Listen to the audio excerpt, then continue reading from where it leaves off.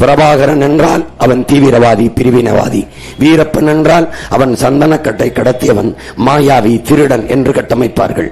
தமிழர்கள் வீரர்களை, வீர மக்களை பெற்ற ஒரு இனம்தான் பாதுகாப்பாக வாழும்.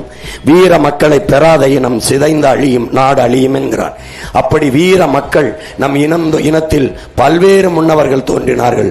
அதில் நம் கண்முன்னே பிறந்த வீர மக்களில் ஒருவன்தான் வீரப்பன் என்ற பெருமா வீரன், பிரபாகரன் என்ற எங்கள் உயிர் தலைவன்.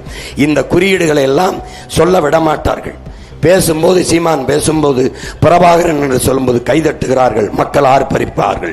வீரப்பன் என்று சொல்லும்போது கைதட்டுகிறார்கள், ஆர்ப்பரிக்கிறார்கள் என்று உளவுத்துறை குறிப்பெழுதி கொடுக்கும் போது தமிழர்கள் வீரத்தில் நின்று நிமிர்ந்து எழுச்சி வருகிறார்கள். விடக்கூடாது என்று வீரப்பனை பற்றி பேசினால் தடை, சுவரொட்டி ஒட்டினால் தடை. நான் ஒட்டும்போது கிழித்தார்கள், எண்ணற்ற வழக்குகளை மேலே போட்டார்கள். வீரப்பன் திருடன் என்றார்கள். வீரப்பனை திருடன் என்றால் ஜெயலலிதா கருணாநிதிக்கு என்ன பேர் என்று கேட்டேன். வாயை மூடிக்கொண்டு நின்று விட்டார்கள். சந்தனக்கட்டையை வெட்டி வித்தான் என்றார்கள். யானை தந்தத்தை கடத்தி வித்தான் என்றார்கள். சரி, வெட்டியவன் காட்டுக்குள்ளிருந்தான், வித்தவன் தந்தத்தை வித்தவன் காட்டுக்குள்ளிருந்தான்.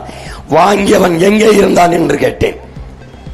வித்தவனையே விரட்டி விரட்டி போனீர்களே, வாங்கியவனை ஏன் ஒருவனை கூட கைது செய்ய உள்ளே போடவில்லை என்றால்